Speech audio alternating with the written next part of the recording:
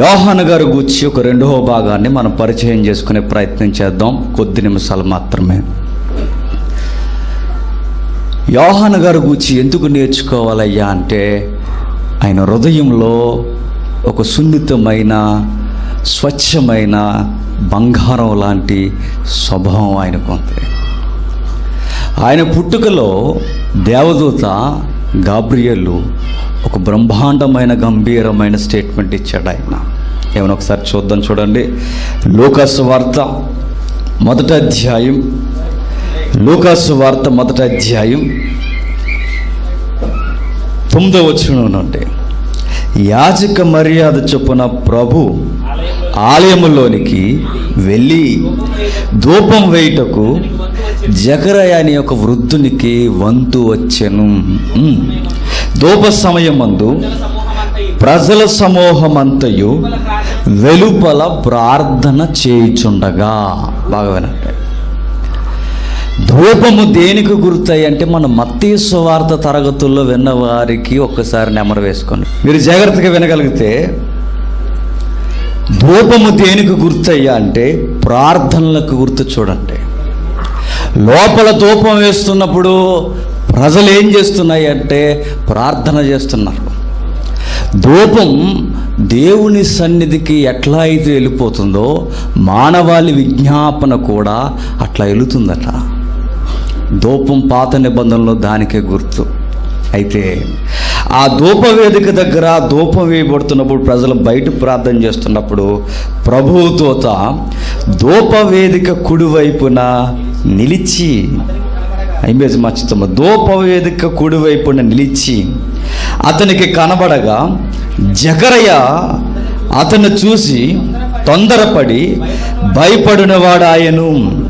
అప్పుడు దూత అతనితో, జకరయ భయపడకు, నీ ప్రార్థన వినబడినది. ఎన్నేళ్ళుగా చేస్తున్నారయ్యా ప్రార్థన అంటే, వివాహం చేసుకున్న రోజు దగ్గర నుండి చేస్తున్నారు.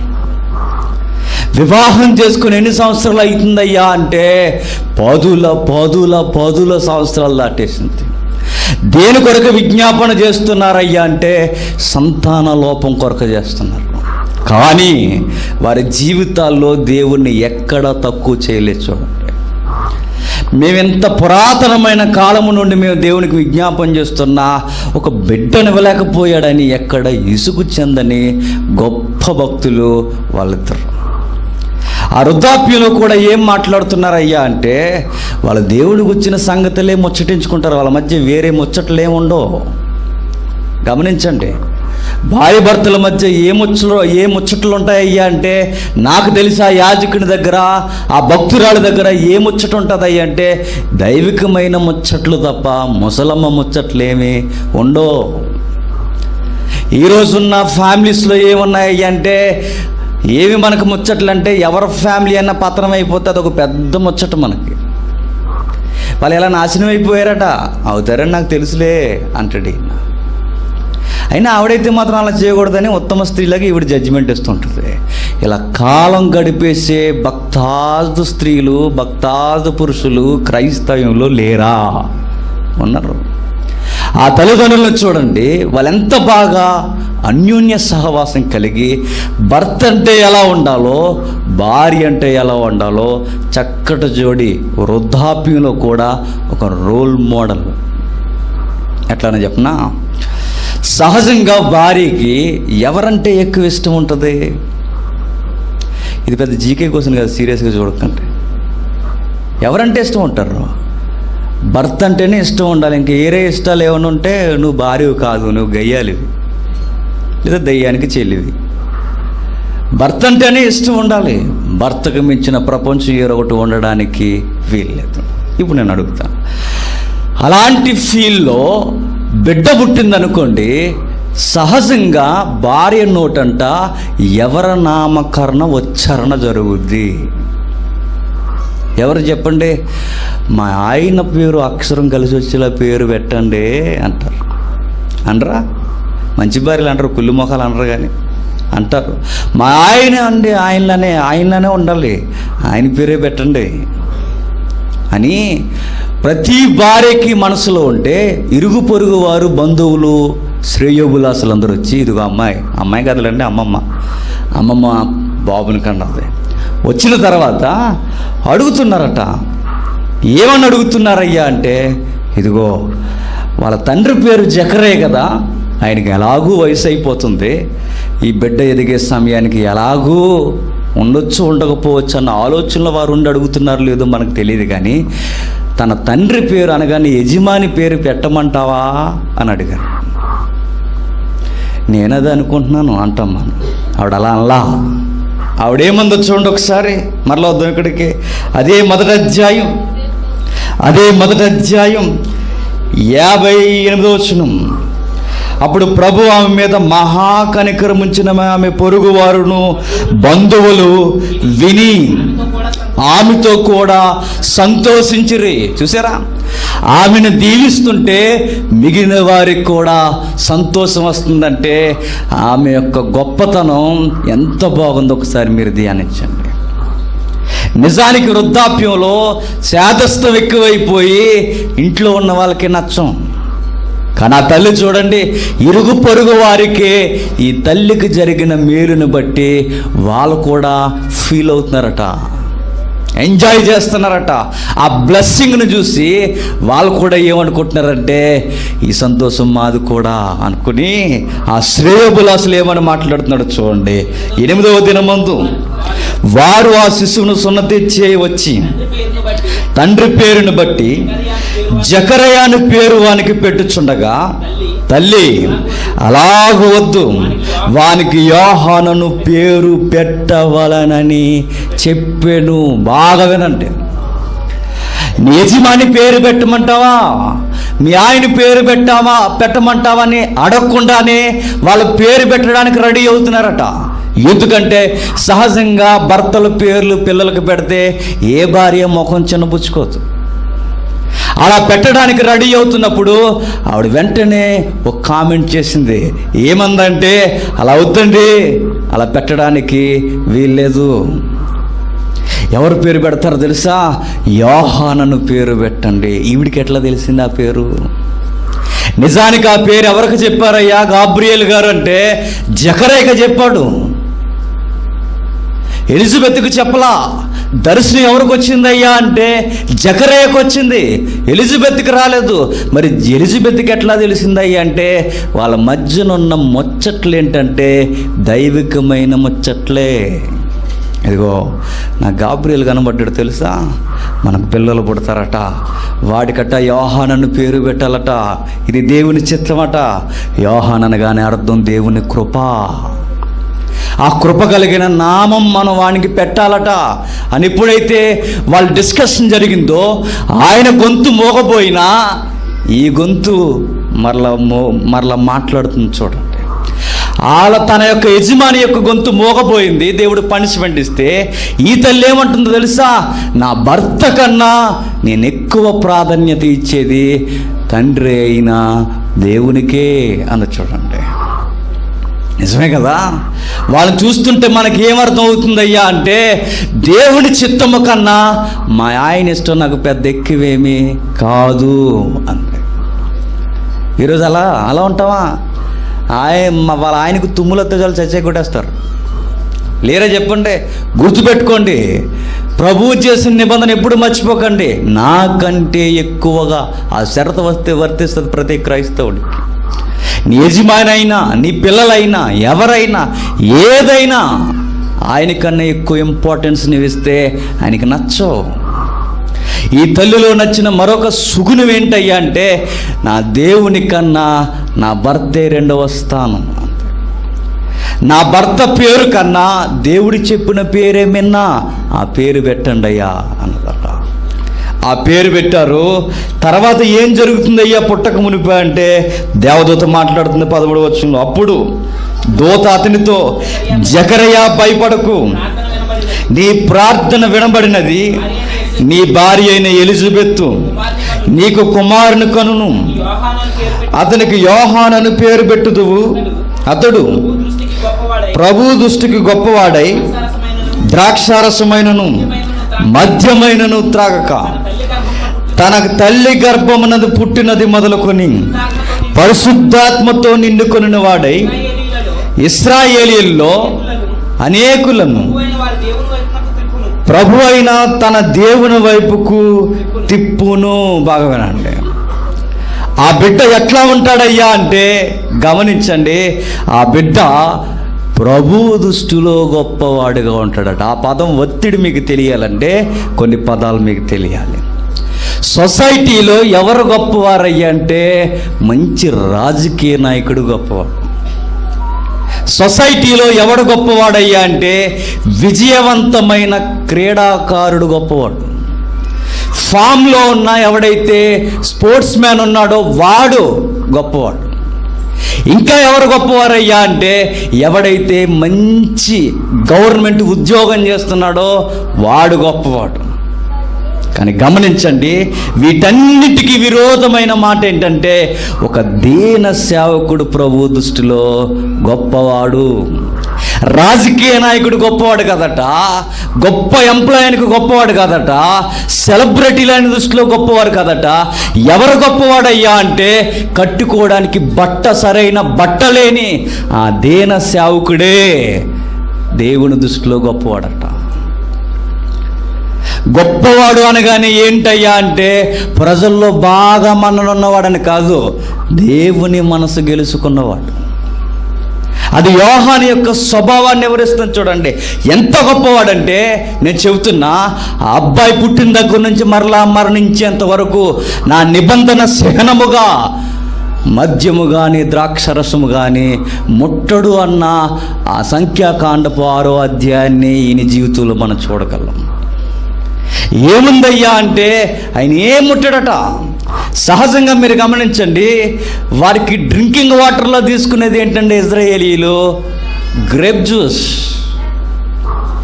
ఎంత విచిత్రం అంటే దేవుని కొరకు ఏర్పాటు చేయబడిన అబ్బాయట జనరల్గా తీసుకునే గ్రేప్ జ్యూస్ కూడా తీసుకోడట. అంటే కొంచెం మత్తు వస్తుంది, నాకు వద్దన్నాడట. మనం ఎగబడి తినేస్తాం ప్రసాదాలు. మనం జ్ఞానం ఎక్కువైపోయి సాపేస్తున్నారట ఈ మధ్య. అక్కడికి వెళ్ళి మాకు కూడా పెట్టడం ఇంకో లడ్డు అని. బుద్ధి ఉంది అసలు. చూడండి, నాజీరు అనగానే దేనికి గుర్తయ్యి అంటే నువ్వు ప్రతిదానికి వేరుగా ఉండాలని ముంగుర్తు నాజీరు. అది క్రైస్తవుని గుర్తు. ఏం చేశాడయ్య అంటే జస్ట్ జనరల్గా తాగే ద్రాక్షరసం కూడా తాగడట. ఇంకా ఏం చేయడయ్యా అంటే అందులో ఒక అలవాట్లు ఉన్నాయి, అది దురలవాటు. మద్యం తాగుతారట. ఇశ్రాయేలీ మద్యం తాగుతారట. అది పెళ్ళిళ్ళలో తాగడం కూడా ఆనవాయితీ. మరి జనరల్గా తీసుకుంటారు డ్రింకింగ్ వాళ్ళు. గమనిక ఏంటంటే ఇలాంటివేమి అయినా చేయడు. నాజీరు చేయబడిన వాడంటే ఏంటయ్యా అంటే కనీసం తినే తిండిలో కూడా దేవుని చిత్తం లేనిది ఏది తినడానికి ఇష్టపడ్డు. అలాంటి నాజీరే పౌలు కూడా. నువ్వు ఎందుకు మాంసం తినవంటే నా మాంసం వల్ల సహోదరులు డిస్టర్బ్ అయితే అందుకే తిన్నాం.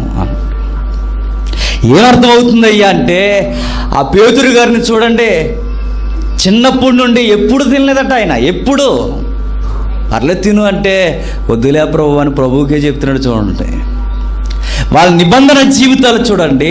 తినరట. దేని కొరకు తినరయ్యా అంటే దేవుని కొరకు తినరట. దేని కొరకు తాగరయ్యా డ్రింక్ కూడా అంటే దేవుని కొరకు తాగరట. నేను అడుగుతున్నాను, మనం తినొద్దు అన్న ఆజ్ఞలు లేవు కానీ మనం కనీసం ఏమన్నాడు తెలుసా? ఆ తప్పుడు చూపులు చూడొద్దు అన్నాడు, ఆ తప్పుడు మాటలు వద్దన్నాడు, ఆ వంకర మాటలు వద్దన్నాడు, ఇంకా తప్పుడు ఆలోచనలు వద్దన్నాడు. ఇవే మానలేకపోతున్నాం మనం. ఇక బాహ్యమైన షరతులు మానమంటే మనం మానతామా? తినేసి పొట్టలు పెంచేసి కూర్చుంటాం మనం. ఆయన చూడండి ఏం చేస్తున్నాడయ్యా అంటే, ఏమి చేస్తున్నాడు? 2 మానేసి అంటే ద్రాక్షరసము మద్యము త్రాగక తన తల్లి గర్భమున పుట్టినది మొదలుకొని. ఎప్పుడున్నాడు పరిశుద్ధాత్ముడు? నీలా నాలా నది నీళ్ళలో బాప్తీసం తీసుకున్నప్పుడు పరిశుద్ధాత్ముడు వచ్చిన వైఖరి కదట అయింది. పసి కందుగా ఉన్నప్పుడే, గర్భంలో శిశువుగా ఉన్నప్పుడే పరిశుద్ధాత్మని చేత నడిపింపబడుతున్న గొప్ప బిడ్డట ఆయన. అంత గొప్ప దైవజనుడు ఉద్భవిస్తున్నాడంటే ఎస్. ఈ సందర్భంలో మీకు ఒక మాట అర్థం కావాలి. మద్యాన్ని ఎందుకు తాగొద్దన్నాడు అయ్యా, ద్రాక్షరసాన్ని ఎందుకు తాగొద్దన్నాడంటే మద్యం తాగిన వాడు దేని చేత నడిపింపబడతాడు? పిల్లల సౌండ్ ఎక్కువైపోయింది. ఎలా మద్యం తాగిన వారు దేని చేత నడిపింపబడతారు? అంత సీరియస్గా చూడకండి, జనరల్ క్వశ్చన్ లేదు. మద్యం చేత నడిపింపబడతారు. మందు తాగిన వాడు దేని చేత ఆపరేట్ చేయబడతాడు? మద్యం చేతే. గమనించండి, మద్యం తాగిన వాడు మద్యం చేత నడిపింపబడతాడు. నిజమేనంటే నిజమే. వాడు తాగేసి ఏం మాట్లాడతాడండి? ఏవో మాట్లాడేస్తుంటాడు. చూసారా, తాగిపోతుల వ్యవహారం మామూలుగా ఉండదు. 5 లక్షలే కదా, 2 నిమిషాలు ఇప్పటికి అంటాడు. ఇటు తాగేసి రాత్రి ఇలా అన్నావు కదంటే నేనా అన్నానా అంటాడు. అంటే ఏం మాట్లాడుతుందా అంటే లోనుండి మాట్లాడుతుంటుంది. ఆడు అప్పు కట్టమంటున్నాడండి అంటేనే ఎవడాడు కట్టమంటున్నాడా? నా పేరు చెప్పు, నీ పేరు చెప్తేనే కట్టమంటున్నాడు. నువ్వే చేసేవాడు అప్పు కట్టమని చెప్తే చూడండి, అప్పు కట్టమంటే భారీ డైలాగులు రాత్రి ఎందుకు? లోనుండి ఒకరు మాట్లాడుతున్నారు. ఎవరు వారు? మద్యం తాగిన వాడు మద్యం చేత నడిపింపబడతాడు.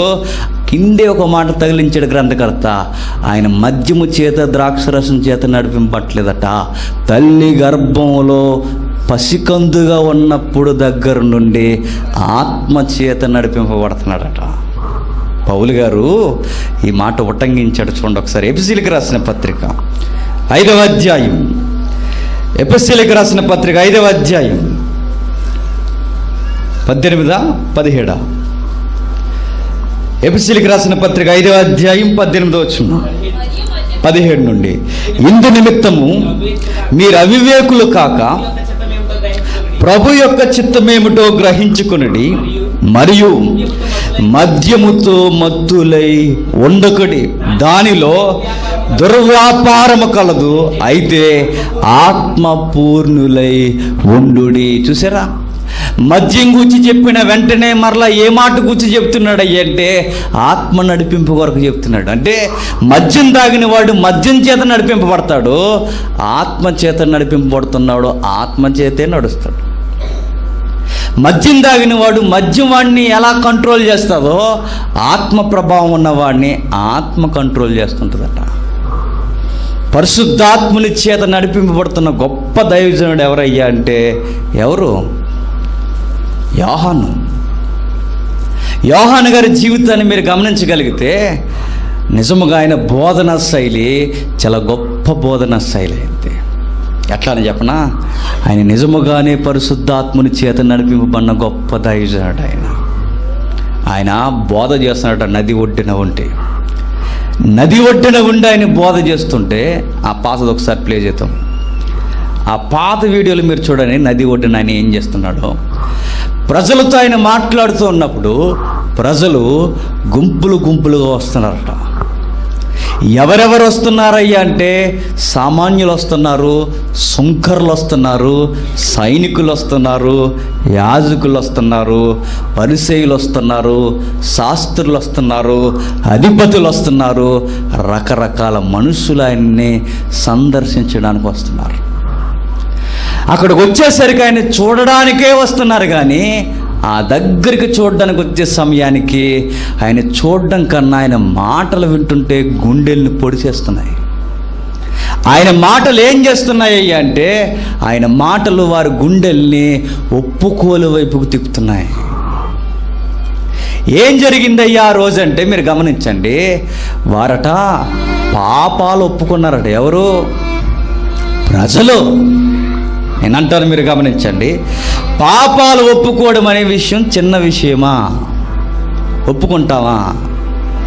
అందరం పాపులు అంటే మీరు గుర్తుపెట్టుకోండి, ఇలా గుంపులో ఉండి, మీరందరూ గుంపులో ఉన్నారు కనుక ఇలా గుంపులో ఉండి అందరూ పాపులు అంటే అవునండి అందరం పాపులు అని తలకాయలు అడ్డంగా ఊపుతాం.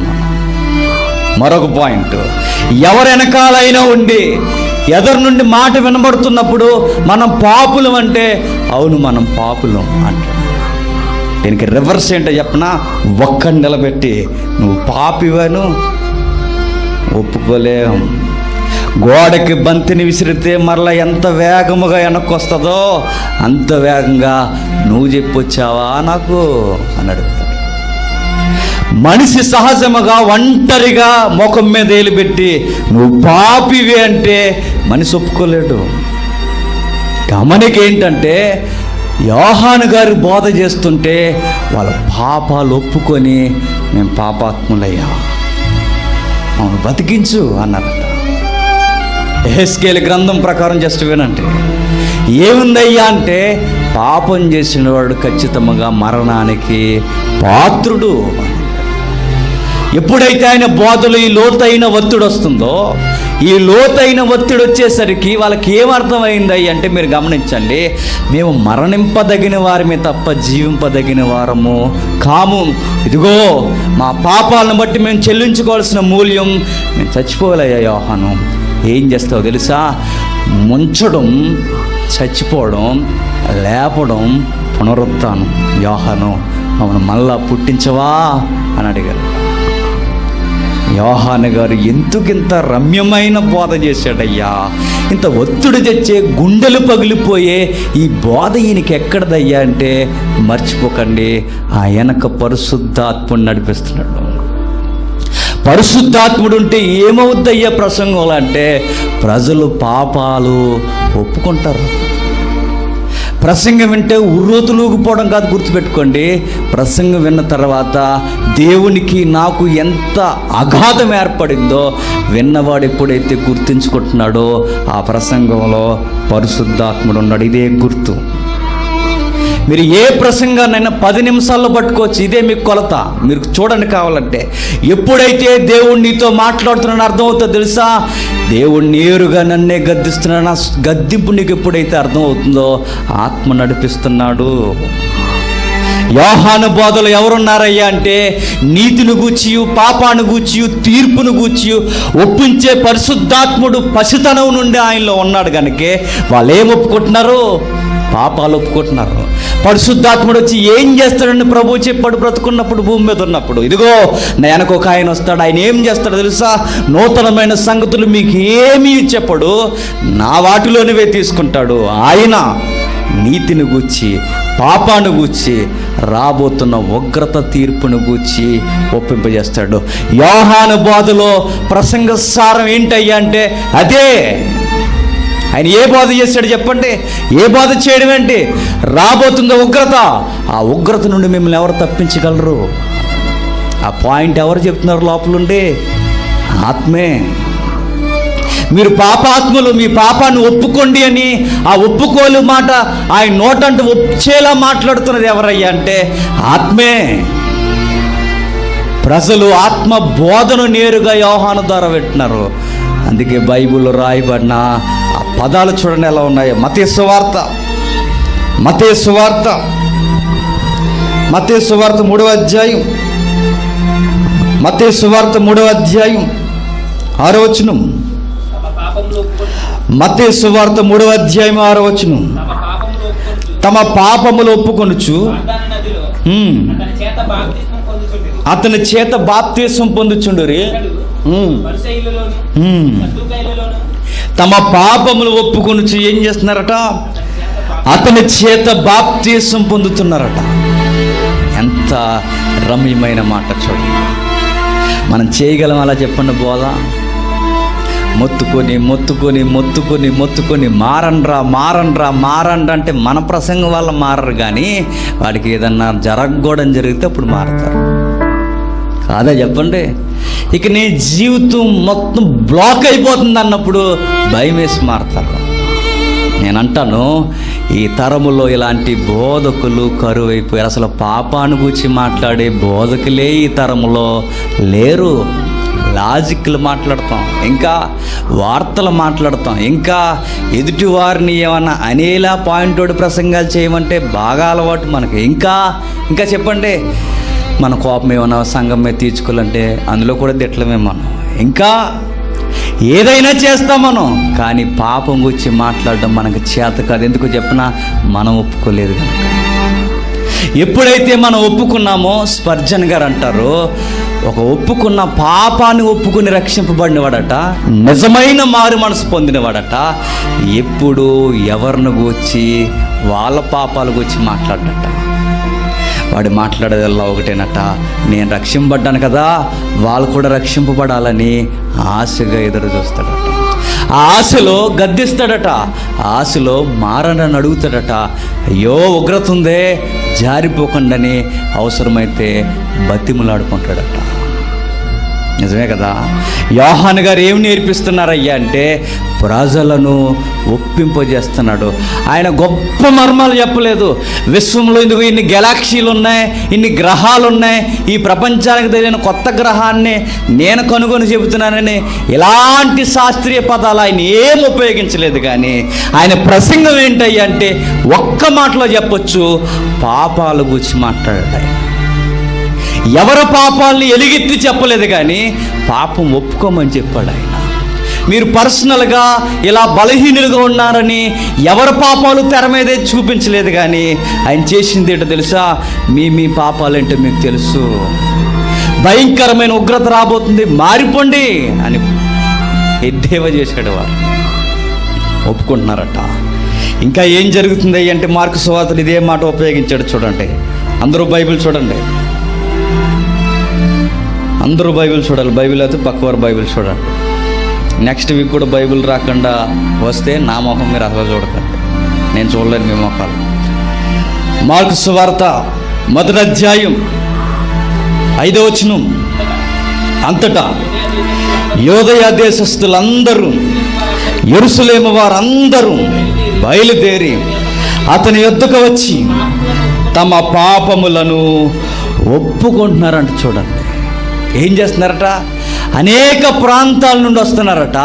ఎందుకు వస్తున్నారు? ఎంత పని పెట్టుకుని ఆ మైళ్ళు దూరం నడిచి దేనికోసం వస్తున్నారయ్యా అంటే వాళ్ళ పాపాలు ఒప్పుకోవడానికి వస్తున్నారట.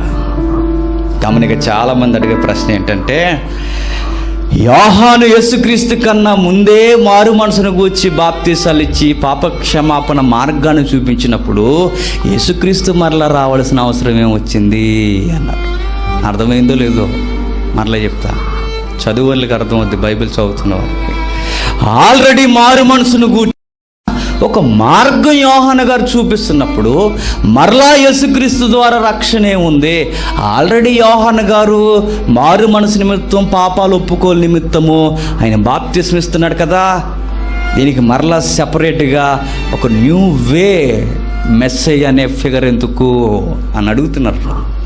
కానీ గమనించండి, మనకు అర్థం కావాల్సింది ఏంటంటే ఆయన చేసింది ఏంటో చెప్పనా? ఇదిగో ఈ నీళ్ళలో మీరు బాప్తిసం తీసుకుంటున్నారు కదా, ఆ నీళ్లు మీ పాపాన్ని ఎత్తుకెళ్ళిపోతాయని చెప్పలేదు ఆయన. సౌండ్ పెడతాం. ఆ నీళ్ళు ఎత్తుకెళ్తాయని చెప్పలేదు ఆయన. మరి ఏం చెప్పాడు ఆయన? ఏం మాట్లాడాడు ఆయన? ఏమని మాట్లాడుతున్నాడో చూడండి. కిందికి 6వ వచనంలో, 7వ వచనంలో, మరియు అతడు నాకంటే శక్తిమంతుడు ఒకడు నా వెనక వచ్చుచున్నాడు, నేను వంగి ఆయన చెప్పుల వారు ఇప్పుటకైనను పాత్రుని కాను, నేను నీళ్ళలో మీకు బాప్తిసం ఇచ్చుచున్నాను, కానీ ఆయన మీకు పరిశుద్ధాత్మలో బాప్తిసం ఇచ్చును. అదే మాట యోహాను 1వ అధ్యాయంలో ఉపయోగిస్తాయని అంటాడు. ఏమన్నా తెలుసా? ఇదిగో మీ పాపాలని సమాధి చేసేది, మీ పాపాలని ఎత్తుకొని పోయేది నేను ఇస్తున్న నీళ్ళు కాదు, నేను కాదు, ఈ మానవాళ్ళని పాపాలని ఎత్తుకొని పోయేది నా ఆజ్ఞలు కూడా కాదు. మరేంటో తెలుసా? నా వెనకొస్తున్న మెస్సయ్య. మానవాళి పాపానికి ఇరుగుడు ఏంటంటే యోహాను బాప్తిసం కూడా కదట, మరి ఈ లోక పాపాలను మోసుకొని పోవు దేవుని గొర్రెపిల్ల. పాపాలను మోసుకొని పోయేది ఏంటయ్యా అంటే నీళ్లుంటే సరిపోదట, దాని వెనక ఆయన ఉండాలట. అంటే యోహాను గారి బాప్తిసం కూడా దేనిని బట్టిస్తున్నాడయ్యా అంటే ఆయన ఏదో సొంత మార్గాన్ని చూపించడం లేదు, రాబోతున్న మెస్సేయనే చూపిస్తున్నాడు. అర్థమవుతుందా? అంటే ఆయన ఏం చేశాడయ్యా అంటే మారు మనసును గూర్చే ప్రకటించాడు, పాపాలు గూర్చే ఒప్పుకునేలా చేశాడు. ఇవన్నిటికీ బేస్ ఏంటయ్యా ఆయనకంటే, నా వెనక ఒక ఆయన వస్తున్నాడు, ఆయన మీరు చూడండి, నేను కూడా పక్కకి వెళ్ళిపోతాను. ముందు తరగతి మీరు ఉన్నవారికి జ్ఞాపకం చేసుకోండి. మార్గాన్ని సరళం చేయడం అంటే ఏంటో ముందు తరగతులు మీకు చెప్పండి. 2 గంటలు మీరు విన్నారో లేదో? ఏంటి మార్గాన్ని సరళం చేయడం అంటే? సువార్త చెప్పడమే కాదు, ప్రజలను రప్పించడమే కాదు, మార్గాన్ని సరళం చేయడం అంటే ప్రభువుకి అడ్డుగా నేను కూడా ఉండకుండా ప్రకటించి పక్కకి వెళ్ళిపోవడం. అది మార్గాన్ని సరళం చేయడం అంటే. ఎలాంటి చిన్న ఫేమ్ నాకు వస్తున్నా నాకు వద్దని వెంటనే కంగారు పడి, వెంటనే నేను ఉలిక్కిపడి నేను పక్కకు పోయి ఆ ప్రభువును చూడని చూపించడమే మార్గాన్ని సరళం చేయడం. అలాంటి గొప్ప బోధ చేస్తున్నట్ట ఎవరైనా యోహాను గారు. ఎంత గొప్ప బోధ చేస్తున్నాడయ్యా అంటే పాపక్షమాపణ నిమిత్తం బాప్తిస్మం ఇస్తున్నాడు, కానీ పాపాలు ఆయన క్షమించడం లేదు. మరి యేసుక్రీస్తే ఆయన ఎంత గొప్ప బోధ చేశాడో ఒకసారి మనం చూద్దాం. యోహాను సువార్త 1వ అధ్యాయం, యోహాను సువార్త 1వ అధ్యాయం 29వ వచనం. మరునాడు యోహాను యేసుక్రీస్తు వారు తన యొద్దకు రాగా, లోక పాపములు మోసుకొని పోవు దేవుని గొర్రెపిల్ల, నా వెనక ఒక మనుష్యుడు వచ్చుచున్నాడు, ఆయన నాకంటే ప్రముఖుడు. 36వ వచనం. అతడు నడుచుచున్న యేసు వైపు చూసి, ఇదిగో దేవుని గొర్రెపిల్ల అని చెప్పాను. బాగా వినండి. ఆయన పుట్టింది ఎందుకయ్యా అంటే ఒక్క మాటలో చెప్పచ్చు, నేను పుట్టింది ఆయన చూపించడానికే, కానీ కనీసం ఏ నిమిషం కూడా నన్ను చూపించుకోవడానికి నేను పుట్టలేదు అన్నాడు. నేను ఏ రోజైతే కనబడ్డానో ఆ రోజు ప్రభు కనబడ్డు. నేను ఏ నిమిషం అయితే కనబడ్డానో ఆ నిమిషం ప్రభు కనబడ్డు. నేను ఎప్పుడైతే కనబడుతున్నానో అప్పుడే పక్కకు జరుగుతాను, నా వెనకున్న ప్రభువును చూపిస్తాను. నన్ను పొగిడేటప్పుడు నేను అంటాను, ఆయన చెప్పులు మోయడానికి కూడా నేను పనికిరానని. నన్ను పొగిడి ప్రజలు వింతగా నన్ను చూస్తున్నప్పుడు అంటాను, ఆయన నాకన్నా గొప్ప బాప్తిస్మం ఇస్తాడు అని. ఆయన అందరూ నన్ను పొగిడి, నీకంత గొప్ప ప్రవక్త ఈ 400 సంవత్సరాల్లో పుట్టలేదయ్యా అంటే, నేను గొప్పవాడిని ఏంటి, నాకన్నా గొప్పవాడు వస్తున్నాడు, ఆయన పైనుండి వచ్చేవాడు, నేను భూ సంబంధిని అంటాను అన్నాడు. ఇలాంటి సేవకులు ఈ తరములు ఉంటే ఎంత బాగుండండి సంఘాల్లో. లేరే, ఇలాంటి సేవకులు ఉంటే ఎంత బాగుండు. ఉన్నారా చెప్పండి? లేరు. మనసుకు తోసింది మాట్లాడేస్తామే తప్ప ఇది ప్రభువుకు నచ్చిందా లేదని ఆలోచించే బోధకులు ఎక్కడున్నారు చెప్పండి? అందుకే సంఘాల్లో ఉద్యమం లేదు, ఆత్మీయ జీవితంలో ఎదుగుదల లేదు, కుటుంబ జీవితాల్లో కూడా భక్తి లేదు. ఎందుకు ఇట్లా అయిపోతుందంటే ప్రభు మాట వినకుండా మనకు తోసిందే మనం చేసుకుంటూ వెళ్ళిపోతాం. గమనిక ఏంటంటే, ఏ ప్రవక్తకి దక్కని గొప్ప ఘనత యోహానుకి దక్కింది. ఏమిటా ఘనత చెప్పండి? కనీసం బైబిల్ విద్యార్థులు కదా చెప్పండి. అది కాదు, అది ఓల్డ్. అది స్త్రీలు కనిన వారిలో యోహాను కంటే గొప్పవాడు పుట్టలేదన్నది తర్వాత విషయం. అది నిజమైన ఘనత ఏంటో చెప్పనా? మీరు గమనించండి. సుమారుగా పాత నిబంధన ప్రవక్తలు నామకరణాలు తెలుసుకుంటే సుమారుగా 27 పేర్లు అధికారికంగా మనకు తెలుస్తాయి. మిగిలిన ప్రవక్తల పేర్లు మనకు తెలియవు. గమనించండి. అందులో కొందరు ఏం చేశారయ్యా అంటే, కొందరు ప్రవక్తలు రాబోతున్న యేసుక్రీస్తు ఎక్కడ జన్మించబోతున్నాడో జన్మస్థలాన్ని గురించి చెప్పారు. బాగా వినండి. మరికొంతమంది ప్రవక్తలు ఏం చెప్పారంటే, ఆయన ఎలా జన్మించబోతున్నాడో చెప్పారు. మరికొంతమంది ప్రవక్తలు ఏం చెప్పారయ్యా అంటే, ఆయన పితరుల యొక్క వంశవృక్షం ఏంటో చెప్పారు. మరికొంతమంది ప్రవక్తలు ఏం చెప్పారయ్యా అంటే, వారి పితరుల యొక్క వృత్తి ఏంటో, వారి యొక్క నైసర్గిక స్వరూపాలు ఏంటో చెప్పుకొచ్చారు. మరికొందరు ఏం చెప్పారయ్యా అంటే, ఆయన చేసే అద్భుతాలు చెప్పారు. మరికొంతమంది యెషయా లాంటి వారు ఏం చెప్పారంటే, ఆయన శ్రమలను గురించి చెప్పారు. మరికొంతమంది ఏం చెప్పారయ్యా అంటే, ఆయన పునరుద్ధానం గురించి చెప్పారు. ఒకే ఒక్కడు చెప్పాడు, ఆ తరంలో నిలబడి ఈ చెప్పిన వారందరూ ఎక్కడో దూరంగా ఉండి చెప్పారు. ఈ చెప్పిన ప్రవక్తలందరూ అడుగో అనే ఛాయారూపంగా చూపించారు. ఒక్కడ మాత్రం ముఖాముఖిగా నిలబడి ఆయన ముఖం మీద నిలబెట్టి ఇడుగో ఈయనే మెస్సయ్య అని జీవించాడు. ఎంతకన్నా ఘనత ఉంది? ఎందరో చూడాలనుకున్నారు మెస్సయ్యని, చూడలేకపోయారు. ఎందరో ఆయన పలకరించాలనుకున్నారు, పలకరించలేకపోయారు. ఎవ్వరికి దక్కని ఘనత ఏంటయ్యా అంటే ఆయన అక్కడ నిలబడి ఆయన ఇస్తున్న సాక్ష్యం ఏంటో చెప్పిన రుజువే నా కళ్ళ ముందుంది, ఈయనే ఆయన. ఎవరికి దక్కిందా ఘనత? ఎవరు సంతరించుకోగలిగారా ఘనత చెప్పండి? ఎవరికి దక్కలా, ఒక్క యోహానికి తప్ప.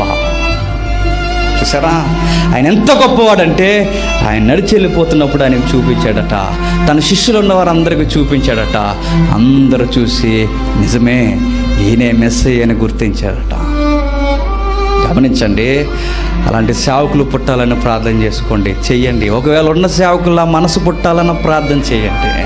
అలాంటి సేవకులు పుడితే నిజంగా క్రైస్తవ సంఘానికి ఆత్మీయ ఆరోగ్యం బాగుంటుంది. ఇంకా ఆయనలో ఎలాంటి గొప్ప సుగుణాలు ఉన్నాయ్యా అంటే, ఒకరోజు యేసుక్రీస్తు వారి శిష్యులు యేసుక్రీస్తు వారిని అడుగుతూ ఒక ఆయన చేసినట్టు మాకు చేయవా అని అడిగారు. ఏమిటది? యోహానులో గొప్ప సుగుణం ఉంది, గొప్ప భక్తిభావం ఉంది. ఏముందయ్యా యోహానులు అంటే ఒకసారి చూడండి, ఆ మాట ఎక్కడ ఉంది? యోహాను సువార్త 4వ అధ్యాయమా ఆ మాట ప్రార్థన గూర్చి. యోహాను సువార్త, లూకా సువార్త. నాకన్నా గొప్ప బిజీ మీరు. ఆ రెఫరెన్స్ ఎక్కడ ఉంటారు చూడండి.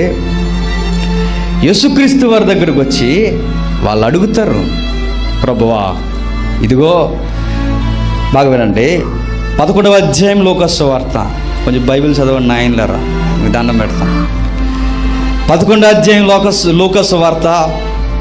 ఆయన ఒక చోట ప్రార్థన చేయుచుండగా ప్రార్థన చాలించిన తర్వాత ఆయన శిష్యుల్లో ఒకడు, ప్రభువా యోహాను తన శిష్యులకు నేర్పునట్లు మాకును ప్రార్థన చేయ నేర్పమని ఆయన అడిగాను. చూసారా, ప్రార్థన చేయడం నేర్పించని అడగట్లేదట. మరి ప్రభువా యోహాను శిష్యులు మేము చూసాం, వాళ్ళు విస్తరించి ప్రార్థనలు చేస్తారు. ప్రభువా యోహాను ఇట్టువాడంటే గొప్ప ప్రార్థనాపరుడు. ఆయన సేవలో మరొక సీక్రెట్ అనే చెప్పిన, ఆయన ప్రార్థన ఎక్కువ చేస్తాడంటే ఈ నడువులో ఎక్కువ ఏం చేసేవాడు అంటే 2 పాయింట్లు ఊహించి మనం చెప్పొచ్చు. ఒకటి, ధర్మశాస్త్రాన్ని నెమర వేసుకుంటూ ఉండాలి. 2, దేవుని యొక్క మనవులు వింటూ తెలియజేసుకుంటూ ప్రార్థనలో గడుపుతుండాలి. ఇంతకు మించి వారు ఏం చేస్తారంటే ఏమీ చేయరు. ఆయనకి సంసారం లేదు, బంధువులు లేరు, ఎవరో లేరు. ఒకవేళ ఉన్నా వారితో సంప్రదింపులు చేయలేదు. ఎడారి జీవిగా ఒంటరిగా అడవి మనిషిలా బతికేశాడు. ఏంటి యోహాను మరీ ఇంత దారుణంగా అంటే ఆయన ఒకటే అంటాడు, నేను ఇంతేనండి, నేను ఇందుకే పుట్టాను అంటాడు. కనీసం అందరిలా జనరల్గా బతకొచ్చు కదా, జనరల్గా కొంచెం డ్రింక్ చేయొచ్చు కదా అంటే నాకు వద్దండి అంటాడు. ఏ యోహాన్ అంటే నేను ఇంతే, నేను ఇంతకీ పుట్టా అంటాడు. నీ లైఫ్కి డెఫినేషన్ ఏంటంటే, నా లైఫ్కి డెఫినేషన్ ఒకటే, నేను పక్కకు పోయి నా వెనకొస్తున్న ఆయన్ని చూపించడమే నా లైఫ్కి మీనింగ్. అలాంటి మీనింగ్ ఉంటే జీవితాలకి పరమందు పరలోకం పులకించిపోతుందట. దేవుని కుమారులు ప్రత్యక్షత కొరకట ఈ ప్రకృతి పెద్ద కళ్ళు చేసుకుని ఇలాంటి బిడ్డలు ఎక్కడున్నారా అని చూస్తుందట. వీళ్ళ దేవుని బిడ్డలే అనుకునేసరికి మేము దేవుని బిడ్డలం కాదు అన్నట్టుగా మనం ఏదో ఒక ఘోరమైన కార్యం చేసి ప్రకృతిని ఎక్కిరించినట్టుగా నిలబడతాము. మరలా ప్రకృతి దుఃఖానికి లోనైపోద్దట. నేను అనుకుంటాను, యోర్దాను నది నీళ్ళలోకి యోహాను అడుగెడుతున్నప్పుడల్లా ఆ నది పులకించిపోయి ఉండాలి. మహాభక్తుడు వస్తున్నాడయ్యా నాలోకి, నా గర్భాన్ని తొక్కుతున్నాడు, నాలోకి దిగుతున్నాడని ఆ నది పులకించిపోయి ఉండాలి. నిజంగానే నీళ్ళకి జ్ఞాపకాలు ఉంటాయంట, సైన్స్ చెప్పింది కదా. ఒకసారి అలా చూసి ఆ చెరువుని చూసి వెళ్ళిపోతే నువ్వు 1 year తర్వాత వచ్చిన దానికి జ్ఞాపకం ఉంటుందట, ఈ మనిషి అప్పుడు వచ్చింది అని.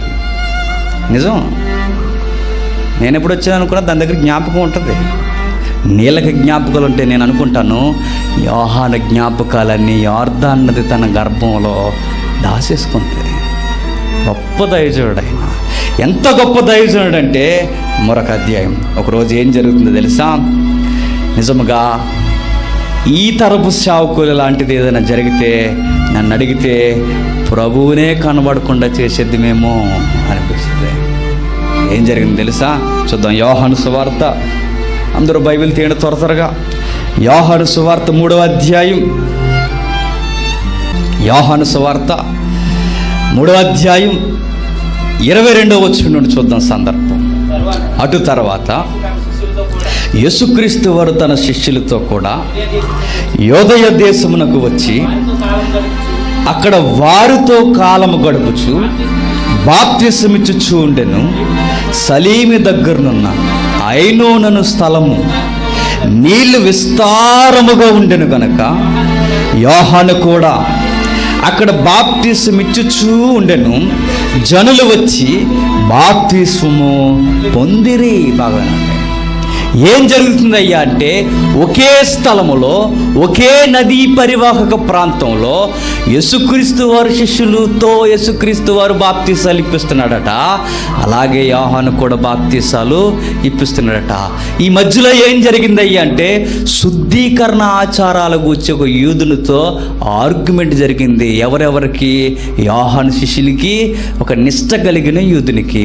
వాళ్ళ శుద్ధీకరణం అనగానే ఏంటంటే, చేతులు కడుక్కుని భోంచేయాలి, పాత్రలు కడుక్కుని భోంచేయాలి, స్నానాలు చేయాలి, తలకు స్నానం చేయాలి. ఇవి వాళ్ళ శుద్ధీకరణలో. ఇలాంటి వాటి గురించి పెద్ద డిస్కషన్ జరుగుతుందట. ఈ గొడవ కన్నా ఇంకా పెట్టిరేగిపోతున్న మాట ఏంటంటే, పరుగున యోహాను శిష్యులు వచ్చి, గురూజీ, గురువయ్యా, నీకో మాట చెప్పాలయ్యా, నీకో మాట చెప్పమా.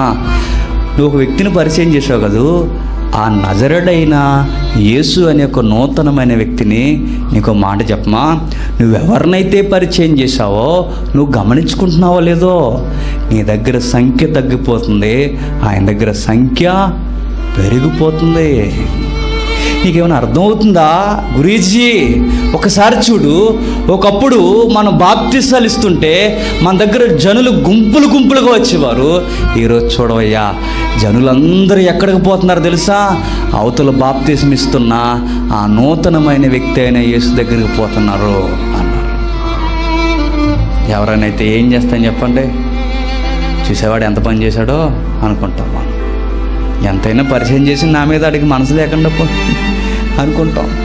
కానీ గుర్తించండి, ఆయన అలా అనుకోలేదట. ఆయన ఏమనుకుంటున్నాడో చూడండి. అలాంటి మనసు సేవకులు కొట్టి ఎంత బాగుంటుందో. ఏం జరుగుతుందో చూడండి. వచ్చిన కంటిన్యూ అవుదాం. 27 అక్కడ నుండి చూద్దాం. 24 నుండి. యోహాను ఇంకా చెరసాలలో వేయబడలేదు. శుద్ధీకరణ ఆచారముల గురించి యోహాను శిష్యులు ఒక యూదునితో వివాదము పుట్టెను గనుక వారి యోహాను వద్దకు వచ్చి, బోధకుడా, ఎవడు యోర్దానుకి అవతల నీతో కూడా ఉండెను, నీవెవరిని గురించి సాక్ష్యం ఇచ్చితివో, ఇదిగో అతడు బాప్తిసం ఇచ్చుచున్నాడు, అందరూ ఆయన యొద్దకు వచ్చుచున్నారని అతనితో చెప్పిరి. నిజానికి జనరల్గా ఎవరికైనా టైంలో ఏమవుతాయి అంటే ముఖం మాడిపోద్ది కాదా చెప్పండి? సహజంగా ఏం చేస్తామయ్యా అంటే, ఇదిగో ప్రజలు నీ దగ్గరికి రావట్లేదు, నువ్వు పరిచయం చేసిన వ్యక్తి దగ్గరికి వెళ్ళిపోతున్నారు అనగానే ఎలా ఉంటుంది చెప్పండి? ఎట్లా అయినా సరే వాడిని ఎలా డౌన్ చేయాలో ప్లాన్ చేస్తాం. మనం చేయమా? మనుషులు మనం చేస్తాం. నిరూపిస్తాను చూడండి అన్నట్టు ఎదురు చూస్తాం, ఎప్పుడు దొరుకుతాడా అని. ఇలా నక్కలు ఉన్నాయి సేవకులుగా చాలామంది. గమనిక ఏంటంటే, యోహాను గారిని చూడండి. యోహాను గారట ఒక అబ్బురుపరిచే మాట, ఏ సేవకుడు చచ్చిపోయేంత వరకు మర్చిపోకూడని మాట, ప్రతి విశ్వాసి గుర్తుండిపోయే మాట, ఆశ్చర్యం గొలిపే మాట. ఎంత గొప్ప మాట అంటే ఆయన అంటున్నాడు చూడండి. ఎంత? 27వ వచనం. అందుకు యోహాను ఇట్లా, నేను తనకు పరలోకం నుండి అనుగ్రహింపబడితే కానీ ఎవడును ఏమయు పొందనేరుడు. ఈ సెన్స్ ఉంటే బాగుంటుందండి సంఘాలలో, ఈ సెన్స్ ఉంటే బాగుంటుందండి సేవకుల్లో, ఈ మినిమం సెన్స్ ఉంటే బాగుంటుందండి పరిచారకుల్లో. ఏముండాలయ్యా అంటే, ఒకడు ఇచ్చింపబడుతున్నాడంటే దేవుని సెలవు లేనిదే ఏది జరగదు అని గుర్తించుకోవాలట. దేవుడు అనుకుంటున్నాడు కనుకే అతడు గొప్ప కార్యములు చేస్తున్నట్టు. చూసారా, ఏం కనబడుతుందయ్యా అంటే మనకి యోహాను గారు చెబుతున్న గొప్ప మాట చూడండి. ఏం చెబుతున్నాడు ఆయన? పరలోకం నుండి అనుగ్రహింపబడితే కానీ ఎవడు ఏమీ పొందనేరుడు. యేసుక్రీస్తు వారు గొప్ప అవుతున్నారంటే ఇదిగో మీరు గుర్తించుకోండి, యేసుక్రీస్తు వారే కాదు, రేపొద్దున ఏ సేవకుడు మన కళ్ళ ముందే గొప్ప అవుతున్నా మీరు మర్చిపోకండి, అతడు దేవుడి చేత గొప్ప చేయబడుతున్నాడన్న సంగతి మర్చిపోకండి. ఎందుకు ఒక వ్యక్తి గొప్ప చేయబడతాడయ్యా అంటే అతని ద్వారా అనేక మంది రక్షింపబడడానికే. చూసారా, మనం మర్చిపోకూడదండి ఎప్పుడు. ఓకే, నా దగ్గరకు రావట్లేదు, వేరే దిక్కునికి వెళ్తున్నారు, సంతోషమేగా. రాకపోయినా ఏరొక ప్రాంతానికి వెళ్తున్నారు, ఎక్కడైతే వాక్యంలో ఉన్నారుగా. కానీ మనం ముఖం చిన్నబుచ్చుకోకూడదు. ఎప్పుడు మనం బాధపడాలంటే ఎక్కడికి వెళ్ళకుండా వాళ్ళ లోకంలోకి పోతే అప్పుడు బాధపడాలి. అరే మీరు వాక్యంలో లేకుండా పోతున్నారా. ఎక్కడో ఒక బోధకుడి దగ్గరికి వెళ్తుందంటే మరీ గుర్తుంచుకోవాలి, నీ దగ్గర కన్నా ఆయన దగ్గర ఉంటే ఆత్మీయత ఎక్కువ ఉందని దేవుడు అనుకుంటే ప్రజలను అలా కూడా పంపించగలరు. మరొక విషయం ఏమిటంటే, గొర్రెలు నా దగ్గర ఉండకుండా వేరొక దొడ్డు వైపుకు చూస్తున్నాయంటే నీ దగ్గర సరైన మేత దొరకట్లేదని కూడా నువ్వు తెలుసుకోవాలి. యోహాను గారు తగ్గిపోయారని అనట్లేదు, కానీ యోహాను గారు తగ్గిపోయేది ఆయన హెచ్చించడానికే. ఆయన ఎందుకు తనను తాను తగ్గించేసుకుంటున్నాడంటే, ఒకవేళ యేసుక్రీస్తు వారికి ఫేమ్ రాకపోతే ఈయనకి ఫేమ్ ఉంటే యోహాను గారు ఏం చేస్తాడు తెలుసా? తల బాదుకుని బాధపడిపోతాడు, అయ్యో ఇలా జరగకూడదే అని. ఈరోజు ఏం జరుగుతుంది చెప్పండి? ప్రభువు కనబడట్లేదు, కానీ ఎవరు కనబడుతున్నారు? ప్రభు పరిచారకులు కనబడుతున్నారు. ప్రభువునే దాసేస్తాం, ఇంకెవరిని చూపించుకుంటాం? మన హాలు చూపించుకుంటాం, మన బోధలో మన తెలివితేటలు చూపించుకుంటాం. ఇంకా ఏం చూపించుకుంటామయ్యా అంటే మన అనుభవాలు, చెత్త చెదారం ఏవేవో చూపించుకుంటాం. ప్రభువేడయ్యా అంటే నా మాటే నా వైఖరే చెప్తుంది, ప్రభువా నిన్ను ఎప్పుడో నేను దాసేసానయ్యా. నువ్వు కనబడితే నేను కనబడను కదా అన్నట్టే ఉంటుందట మన వైఖరి. యోహాను గారు చూడండి, ఆయన ఎంత గొప్ప మాట అన్నాడంటే, ఒక వ్యక్తి ఎదుగుతున్నాడంటే అది దేవుని యొక్క సెలవే అన్నాడు. కీర్తన గ్రంథం 75వ కీర్తన 6-7 వచనాలు. 75వ కీర్తన 6-7 వచనాలు. తూర్పు నుండైనను పడమటి నుండైనను అరణ్యము నుండైనను హెచ్చు కలగదు, దేవుడే తీర్పు తీర్చువాడు. ఆయన ఒకడిని తగ్గించును, మరొకడిని హెచ్చించును. చూసారా, యెహోవా చేతిలో ఒక పాత్ర ఉన్నది. చూసారా, ఒకరిని తగ్గిస్తాడట, ఒకడు గొప్పవడం తూర్పు నుండో పరమటి నుండో అరణ్యం నుండో ఎవరో అనుకుంటే గొప్ప అయిపోరట. ఒకడు గొప్పగా సొసైటీలో కనబడాలి అంటే వాడిని దేవుడే హెచ్చించాలట. ఇది నిజమా అంటే ఎప్పటికీ పచ్చి నిజం, నిజమే. ఎక్కడో ఉన్న యోహాను దగ్గరికి జనులు ఎతుక్కుంటూ అరణ్యానికి రావడం ఏంటి? అప్పటికే సెలబ్రిటీ యాజకులు ఉన్నారు. ఎవరు? అన్న కైఫా. అప్పటికే నిబంధన ప్రజలుగా కొనియాడబడుతున్న పరిసయ్యులు, శాస్త్రులు ఉన్నారు. వీళ్ళందరూ ఉండగా అరణ్యములో ఉన్న యోహాను యొద్దకు వాక్యం వచ్చిందని మొదటి తరగతిలో మనం ధ్యానించాం. అక్కడికి ఎందుకు వచ్చిందయ్యా అంటే ఆయన దగ్గర ఏముందంటే ఏమీ లేవు. ఆయన దగ్గర తోలు దట్టి తప్ప. ఆయన దగ్గర ఏముందయ్యా అంటే ఏమీ లేవు, ఒంటి నిండా రోమాలు తప్ప. ఆయన దగ్గర ఏముందయ్యా అంటే ఏమీ లేవు, నడుముకు దట్టి తప్ప. ఏముందయ్యా అంటే సామాన్యులు వేసుకునే బట్టలు కూడా ఆయన దగ్గరలో. మరేముందయ్యా అంటే ఆయన దగ్గర దేవుని సన్నిధి ఉంది.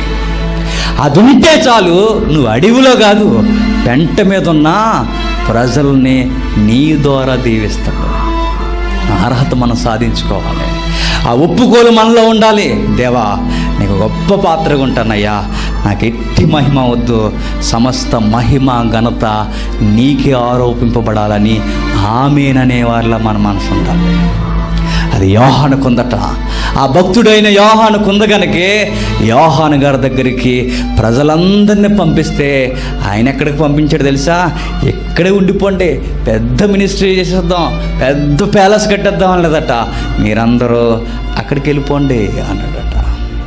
ఒక ఆయన అంటే, నేను చాలా కాలం క్రితం చెప్పాను, ఒక ఇవాంజలిస్ట్ ఏమంటాడంటే, నేను బాప్తిస్మిచ్చి యోహానికి బిగ్గెస్ట్ ఫ్యాన్ అంటాడు ఆయన. ఏంటి అనుకుంటాం మనం, ఎందుకు నేను ఆయనకి వేరే అభిమానినంటే, ఎందుకంటే బాప్తిస్మిచ్చి యోహాన్ని అభిమానించిన వారందరూ ఎవరి అభిమానులుగా మారిపోతారు? యేసుక్రీస్తు అభిమానులుగా మారిపోతారు. అందుకే నేను ఆయన అభిమానిని అంటాడు. ఆయన అభిమానించేవారు ఎవరికి అభిమానులు అవుతారయ్యా అంటే యేసుక్రీస్తు అభిమానులుగా మారిపోతారు. యోహాను గారు ఇంకా మంచి సుగుణం ఉంది చూడండి. యోహాను గారు అనగానే మనం ఏమనుకుంటాం చెప్పనా? యోహాను గారు అనగానే కఠినుడు, కఠిన మనసు కలిగిన వాడు, దురుసు స్వభావం కలిగిన వాడు, నిప్పు లాంటి మనిషి, పదునైన మాటలు మాట్లాడే వ్యక్తి, ఇంకా గరుకుగా కనబడే వ్యక్తి అనుకుంటాం. ఓకే అనుకోండి, కానీ ఆ వెనకే మరొక మాట మీరు మర్చిపోకండి, బంగారం లాంటి సాత్వికమైన మనసు కలిగిన వ్యక్తి కూడా. ఎంత గంభీరంగా కనబడతాడో దేవుని విషయంలో అంత సున్నితంగా తనను తాను తగ్గించేసుకుంటాడు. అది యోహాను. ఎంతగా తగ్గించేసుకున్నాడయ్యా అంటే, యోహాను గారు చూడండి, ఆయన మనసట సంఖ్య మీద లేదట. శిష్యులు ఏం చెప్తున్నారు? మన దగ్గర రోజు రోజుకి తగ్గిపోతున్నారయ్యా.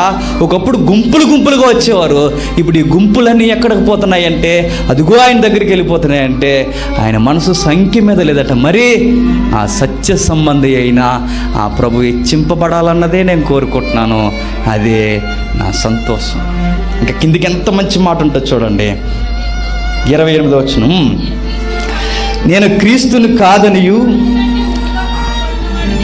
ఆయన కంటే ముందుగా పంపబడిన వాడనే అనియు చెప్పినట్లు మీరే నాకు సాక్షులు. పెండ్లు కుమారుడు పెండ్లు కుమార్తె గలవాడు పెండ్లు కుమారుడు అయితే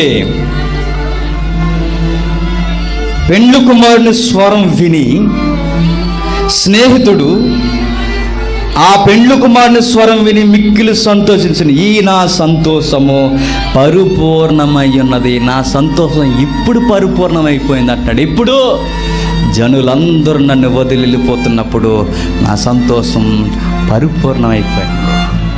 సేవకులుగా ఎప్పుడు ఆనందపడాలయ్యా అంటే, నీ ప్రసంగం విన్న తర్వాత నీ కోసం మానేసి ప్రభు కొరకు ఎప్పుడైతే ఎక్కువ మాట్లాడుకుంటున్నారో నిజమైన ఆనందం గుండెల్లో మనకు పుట్టాలట. కానీ మనం ఏం చెప్తాం? ఆ పాయింట్ ఎలా చెప్పాను అంట, నీ మొహంలో చెప్పావు అనాలి. మనం పాయింట్లు దేనికి? అదే ఎలా చెప్పాను, ఎరగొట్టాను కదా, ఎలా వేసాను కౌంటర్, అదిరిపోయింది కదా, అవన్నీ మానేసండి. ప్రజలకు ఏమర్థం అవ్వాలయ్యా అంటే, మన గూర్చి మాట్లాడుకోవడం మర్చిపోయి ప్రభువుని గూర్చి ఎంత గొప్ప ప్రేమమయ్యాడండి అని ఆయన గూర్చి పుంఖాలుగా మాట్లాడుకోవాలట. అదే కనబడుతుంది చూడండి. నా సంతోషం ఏమిటంటే, ఒకవేళ ఆయన హెచ్చింపబడకపోతే తన శిష్యులకి చెప్తున్నాడు చూడండి, నాకు సంతోషం లేదు. ఆయన హెచ్చింపబడితేనే సంతోషం. నేను ఎలాంటి వాడినంటే, పెండ్లు కుమారుని పక్కన నిలబడే పెండ్లు కూతురిని కాదు.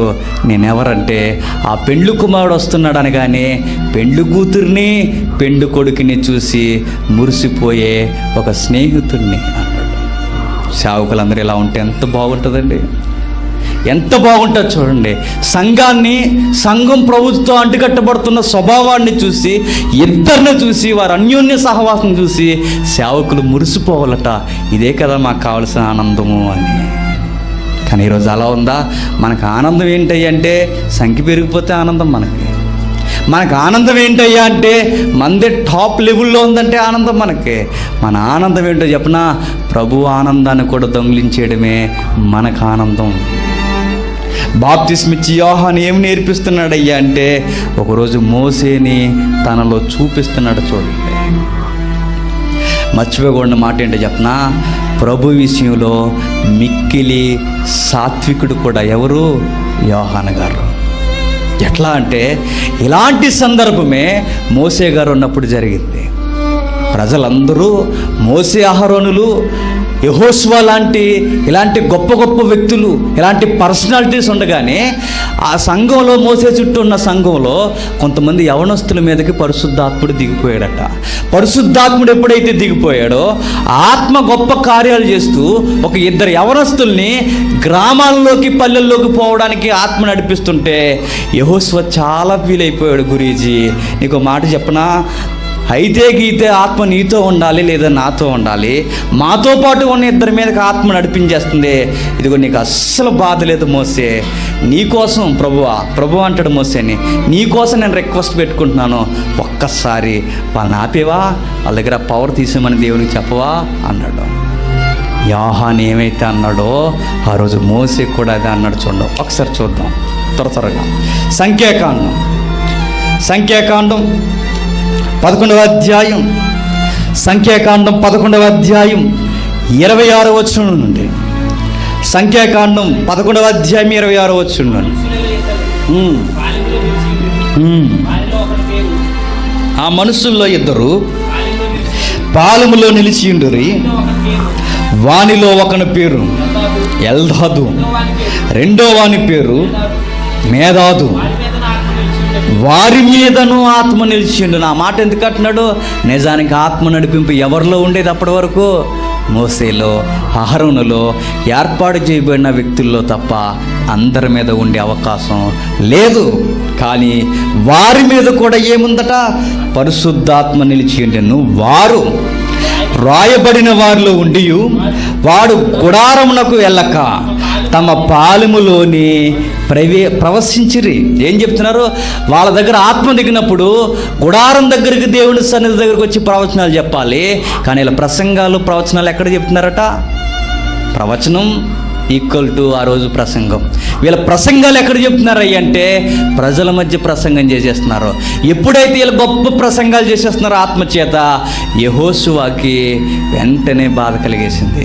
ఏ బాధ అయ్యా అంటే, చేస్తే గీస్తే నువ్వు చేయాలి, నేను చేయాలి, కానీ మధ్యలో ఈ బ్యాచ్ ఎవరని అడిగాడట. ఎవరు? ఎప్పుడు విన్నది యెహోషువ గారే. ఏమంటున్నారో చూడండి. అప్పుడు ఒక యవనుడు మోసే యొద్దకు పరిగెత్తుకు వచ్చి, ఎల్లాదు, మేధాదులు పాలెములో గొప్ప ప్రసంగాలు చేసేస్తున్నారు, ప్రవచనాలు చెప్పని చెప్పగా, మోసే ఏర్పరిచిన వారిలో నూను కుమారుడైన మోసేకు పరిచారకుడైన యెహోషువ, మోసే, మా ప్రభువా, వారిని నిషేధింపమని చెప్పాను. చూసారా? మోసే, నా ప్రభువా, నువ్వు నాకు యజమానివే కాదు, ప్రభువు కూడా. నేను అడుగుతున్నాను, వాళ్ళని ఆపే అర్జెంటుగా. వాళ్ళ ప్రసంగాలు చేయడం ఏంటి? వాళ్ళు నిలబడి మాట్లాడడం ఏంటి? మన సెలవు లేకుండా ఆత్మను కూడా ఆపేమని చెప్పు మోసే అని అడుగుతున్నాడు. మోసే ఎంత సాత్వికుడో చూడండి. My dear brother, my dear son, నాకు విషయం ఎప్పుడు సేవకుడిగా మర్చిపోకో. ఆ విషయం ప్రతి సేవకుల్లో ఉండాలి. ఏంటి అదంటే కిందకి చెప్తున్నాడు చూడండి. అందుకు మోసే, నా నిమిత్తము నీకు రోషం వచ్చేనా? చూసారా? నా నిమిత్తము. నిజానికి పౌరుషం ఎవరికి రావాలి? నేను ఇంత పెద్ద లీడర్ ఉండగా మరొక లీడర్స్ లేచి పాలెంలో మాట్లాడుతున్నట్టే నేను ఫైర్ అవ్వాలి. యెహోషువ, నువ్వెందుకు నీకు కోపం వస్తుందా అని అడిగాడు. నువ్వు కోపపడకు. యెహోవా ప్రజలందరూ ప్రవక్తలగుట, యెహోవా తన ఆత్మను వారి మీద ఉంచునుగాక అని అతనితో చెప్పాను. ఎంత బాగుందో చూడండి. మనం ఒక్కరం ఉండడం కాదు లీడర్స్గా, మనం ఒక్కరం ఉండడం కాదు నాయకులుగా, మనం మాత్రమే నడిపించేవారిగా ఉండడం కాదు. ఎవరైతే ప్రజలు ఉన్నారో అందరి మీదకి ఆత్మ వచ్చేయాలి. అందరూ పరిచారకులుగా ఉండాలి, అందరూ ప్రవచనాలు చెప్పేవారుగా ఉండాలి, అందరూ బోధకులుగా ఉండాలి, అందరూ దేవుని చేత నడిపింపబడాలి. ఈ మంచి వాతావరణం కోరుకో యెహోషువ అన్నాడట. ఇలా కోరుకున్నారు ఎవరున్నారు చెప్పండి ఈరోజు? నేను ప్రసంగం ముగించానంటే నా తర్వాత మళ్ళీ నా ఎత్తనే ఉండాలి ఇక్కడ. అర్థమైందో లేదో మీకు? నా మనవడో, మనవరాలో, ఇంకా నా కర్మగాలి పెళ్ళి అయిపోతే ఎవడో బుడ్డాగాడు ఎవడో పుడితే వాడో, ఇంకా ఏదో మా అన్నయ్య కొడుకో, ఈ బీరకాయ పీసులు మనం ఎదుక్కుంటాం తప్ప, గుర్తుపెట్టుకోండి, అరే సంఘంలో అందరూ ఆత్మచేత నడిపింపబడాలని కోరుకునేది ఎందరో. పెద్ద పెద్ద సిటీస్లో, పెద్ద పెద్ద సంఘాల్లో చూడండి, లక్షల మంది, వేల మందిని నడిపిస్తున్న సంఘంలో అంతమంది దైవజనులు వాళ్ళ చుట్టూ ఉన్నా ఎప్పుడు కనీసం ఎవరినే కనబడినవారు. ఈ స్వభావం సంఘానికి మంచిది కాదు. రేపొద్దునేమో మనకన్నా గొప్పగా మాట్లాడు, మనలోంచి లేవచ్చు. వాడు నిన్ను తట్టి, శబాస్ బ్రదర్, ఆత్మ నీ మీద ఉంది, నడు, మాట్లాడు, నీ ద్వారా అనేక ఆత్మలు రక్షింపడాలి. ఆ ఒప్పుకోలు ఎవడైతే ఉంటుందో నేను అనుకుంటానో వాడే దీనుడైన గొప్ప దైవజనుడు. అలాంటి వారు లేవాలి, మరలా సంఘంలో రావాలి, నిజంగా కోరుకోవాలండి. ఎప్పుడు గుర్తుపెట్టుకోండి, ఒకడు బాగా మాట్లాడుతున్నాను పబ్లిక్ నుంచి టాక్ వస్తే, పబ్లిక్ అంటే సంఘం నుండి మనం ఎప్పుడు ఒప్పుకోండి, వాడు బాగా మాట్లాడితే ప్రజలు వింటున్నారు అనగానే వాడు నిలబెట్టండి. మాట్లాడతాముడు, నువ్వు బాగా మాట్లాడుతున్నావు అని అంటున్నారు, మాట్లాడు. నువ్వు అనేక మందికి మాదిరిగా ఉండాలి, మాటలను ఎంకరేజ్ చేయాలి. లేదా మన మనసును ఖచ్చితంగా దేవుడు చూస్తాడు, గుర్తుపెట్టుకోండి. ఖచ్చితంగా చూస్తాడు మనల్ని. ఎవరైతే దేవుని చేత నడిపింపబడుతున్నారో వాళ్ళందరూ బాగుండాలట, వాళ్ళందరూ సేవకులుగా ఉండాలట. కానీ నేను అనుకుంటాను, కొందరు ప్రసంగాలకు అవకాశం ఇస్తారు, అవకాశం ఇచ్చిన తర్వాత వాడు ఇతనికన్నా బాగా చెప్పేశాడు అనుకోండి, అడిగి జీవితంలో ఇంకెప్పుడు ప్రసంగం ఎవరు. నేను చూసాను అలాంటి కేసులు. అలా జరిగే ఇలా అన్యాయం అయిపోయేలా వచ్చేస్తున్నాం. కర్మే అది ఏ కర్మ అనకూడదు, బైబిల్ థియాలజీ టెర్మినాలజీ ప్రకారం. ఏం జరిగిందంటే ఆ రోజుల్లో మీకు తెలుసు, మెయిన్ స్పీకర్ ఎవరైతే ఉన్నారో మెయిన్ స్పీకర్ మానేసి ఫస్ట్ స్పీకర్తో మాట్లాడితే మెయిన్ స్పీకర్కి ఎలా ఉంటుందో అలా ఉంది. కాబట్టి ఈరోజు ఇలాగైపోయాం. వాళ్ళు చేసిన వారు భరించలేకపోయేవారు. బచ్చగడీడితో మాట్లాడబట్టి మెయిన్ స్పీకర్ నన్ను మర్చిపోయాను. అందుకే ఆ అన్యాయం అర్జున్ రాజు గారికి జరిగింది, అన్యాయం శేఖర్ గారికి జరిగింది, వీళ్ళందరికన్నా ముందు నాకు జరిగింది. వెళ్ళేసేసారు మమ్మల్ని. కారణం ఏదంటే మేము ఏదో లవ్వులు చేసామనో, కారణం ఏంటంటే ఏదైనా కామెంట్ చేసామనో, లేదా కానుకలు ఏమని తీసుకున్నాను కారణం కాదు. కారణం ఏంటంటే వీళ్ళు బాగా మాట్లాడి ప్రజలను ఆకర్షణ చేస్తున్నారు, ఉండడానికి వీల్లేదంతే. అంతే కారణం, పెద్ద కారణం ఏమీ లేదు. తప్పించేశారు. బై గాడ్ గ్రేస్ ఈరోజు ఇలా ఉండడానికే ఆ రోజు అలా జరిగిందేమో అనిపిస్తుంది. ఒకవేళ అక్కడ ఉండుంటే ఎప్పటికీ మీలాగే అక్కడే ఉండుండేవాళ్ళమేమో, తెలీదు. ఏమైందో తెలియదు, దేవుని నడిపింపు ఉంటుంది ఖచ్చితంగా. వాళ్ళ కుళ్ళితనం మనకి దీవెనకరంగా మారిపోయింది. ఇలాంటి గొప్ప మనసు ఎవరికి ఉందయ్యా అంటే మోసే గారికి ఉందంటే. కొనసాగింపు 30 వరకు. అప్పుడు మోసే ఇశ్రాయేలు పెద్దలు పాలెములోనికి వెళ్ళిరి, ఆపేయడానికి కాదు, వాళ్ళని ఇంకా ఎంకరేజ్ చేయడానికి అన్నట్టు ఉంది. చూడండి అన్నమాట, ఏమీ చేయలేదట. మరొక మంచి మాట, ఫిలిప్పీలకు రాసిన పత్రిక. ఈ గొప్ప మనసు కూడా మనకు కలిగి ఉండాలి. ఫిలిప్పీలకు రాసిన పత్రిక, పౌలు గారు ఏమంటున్నారు చూడండి, త్వరగా ముగించుకుందాం. ఫిలిప్పీలకు రాసిన పత్రిక 1వ అధ్యాయం, ఫిలిప్పీలకు రాసిన పత్రిక 1వ అధ్యాయం 14వ వచనం నుండి, సహోదరుడైన వారిలో ఎక్కువ మంది నా బంధకముల మూలముగా ప్రభువునందు స్థిర విశ్వాసము గలవారై నిర్భయముగా దేవుని వాక్యం బోధించుటకు మరీ విశేష ధైర్యము తెచ్చుకొనిరి. కొందరు అసూయ చేతను, కలహబుద్ధి చేతను, మరికొందరు మంచి బుద్ధి చేతను క్రీస్తును ప్రకటించే. బాగా వినండి, పౌలు గారికి బహు బంధకములు ఎక్కువైపోతుంటే ఆ బంధకాలను చూసి మిగిలిన వారు భయపడిపోలేదట. మిగిలిన వారికి అన్నట్టు మొదటి ప్రసంగంలో కసి వచ్చేసిందట. బతికితే పౌల బతకాలరా అనేసి. మిగిలిన వారికి పౌలును చూసి ఏమనిపించింది అంటే, పౌలు గారు అంటున్నారు, నా బంధకాలు ఎందుకంటే మీకోసమే. నేను ఎలా అయిపోతున్నారో మీరు చూడండి, నాలా మీరు కూడా అయిపోవడానికి రెడీ అయిపోండి. ఆయన కష్టాలు, కన్నీళ్ళు, ఇబ్బందులని సంఘానికి, సంఘ సహోదరులకి రేపేసేవిగా మారిపోయాయట. మరికొన్ని కార్యాలు ఉన్నాయట. కొందరు ఏమయ్యారయ్యా అంటే, కొందరు వాక్యం బోధించడం మరీ విశేష ధైర్యం తెచ్చుకున్నారట. ఎందుకు? పౌలు గారికి ఎలా జరుగుతుందంటే నాకు ఇంకేమైపోయినా పర్లేదు అనుకున్నారు, నన్ను నిలువునా సీరియస్నా పర్లేదు అనుకున్నారట. అంత గొప్ప ధైర్యంతో వస్తే కొందరైతే అసూయ చేత, కలహబుద్ధి చేత, మరికొందరు మంచి బుద్ధి చేత క్రీస్తును ప్రకటించుచున్నారు. వారైతే నా బంధకములతో కూడా నాకు శ్రమ తోడు చేయవలనని తలంచుకొని శుద్ధ మనసుతో కాక కక్షతో క్రీస్తును ప్రకటించుచున్నారు. వీరైతే సువార్త పక్షమును వాదించుటకు నిలబడి ఉన్నానని ఎరిగి ప్రేమతో ప్రకటించుచున్నారు. అయినానేమి మిసచేతనే కానీ, సత్యము చేతనే కానీ, ఏ విధము చేతనైనను క్రీస్తు ప్రకటింపబడుచున్నాడు, అందుకు నేను సంతోషించుచున్నాను, ఇంకా ముందుకు కూడా సంతోషిస్తాను. చూసారా, పౌలు గారిలో ఎలాంటి మనసు ఉందయ్యా అంటే పౌలు గారి కోసం వాక్యం చెబుతున్నారట. అది విడ్డూరం. ఈడి మీటింగ్లు పెట్టడం ఏంటి, మనం పెట్టలేమా అని మీటింగ్స్ పెట్టారట. ఈడి ప్రసంగం చేయడం ఏంటి, మనం ప్రసంగాలు చేయలేమా అని వీళ్ళు కూడా ప్రిపేర్ అయ్యారట. ఈడైనా సువార్త చెప్పేది, మేము చెప్పలేమా సువార్త అని రెడీ అయ్యారట. వీడైనా నాయకుడు, మేము నాయకుడిగా ఉండలేమా అని రెడీ అయ్యారట. పౌలు అన్నాడట, మీకు అంత సీన్ లేదు అనలేదట. పౌలు గారు ఏమన్నా తెలుసా, ఏదైతేనో క్రీస్తుని ప్రకటిస్తున్నారు కదా, ప్రకటించండి అన్నాడట. నా మీద కోపంతో అయినా మీరు క్రీస్తుని ప్రకటిస్తున్నారు, నన్ను ఏదో విధంగా చూసి నా మీద కసితోనో నన్ను చూసి ఇన్స్పైర్ అయ్యో ఏదో మొత్తం మీద క్రీస్తుని ప్రకటిస్తున్నాడు. ఎంతకన్నా సంతోషం ఏం కావాలి? నన్ను తొక్కేసినా పర్లేదు కానీ నా మీద కెక్కైన క్రీస్తుని ప్రకటించండి అన్నట్టు. అది ఈ మనసులు భక్తులు హృదయాలు అలా కనబడుతున్నాయి చూడండి. వాళ్ళు ఎదుగుతుంటే మనకు ఎలా దొరుకుతున్నాయి చూడండి.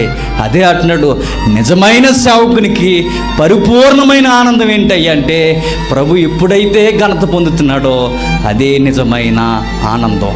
ప్రభు ఎప్పుడైతే ప్రకటింపబడుతున్నాడో అదే నిజమైన ఆనందం. ఎప్పుడైతే క్రీస్తుని నేను దొంగిలించేస్తున్నానో అప్పుడే నేను చాలా పాపం చేస్తున్నాను.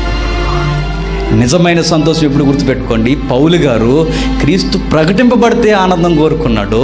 మోసే గారు ఆత్మ నడిపింపు ప్రజల్లో ఉంటే ఆనందం కోరుకున్నాడు. యోహాను గారు గొప్ప దైవజనుడు, క్రీస్తు ప్రకటింపబడితే చాలు, నేను ప్రకటింపబడిపోయినా పర్వాలేదు, నా దగ్గర సంఖ్య కాదు కదా, నా చుట్టూ ఉన్న శిష్యులు కూడా వెళ్ళిపోమని చెప్తున్నాను, నాతో ఎందుకురా మీరు ఉంటారు, ఆ లోక పాపాలను మోసుకొని పో దేవుని గొర్రెపిల్ల దగ్గరికి వెళ్ళిపోండని తన క్లోజ్ సర్కిల్ని కూడా పంపించేశాడు.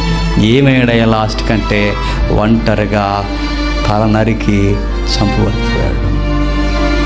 ఎన్ని సుగుణాలు ఉన్నాయి కనుకే అప్పుడు ట్యాగ్లను ఇచ్చింది బైబిల్, స్త్రీలు కనిన వారిలో ఈయన కన్నా గొప్పవాడు పుట్టలేదు. ఏమిటాయన గొప్పతనం ప్రభు దృష్టిలో అంటే ఎంత గొప్పతనం ఉంటాయండి.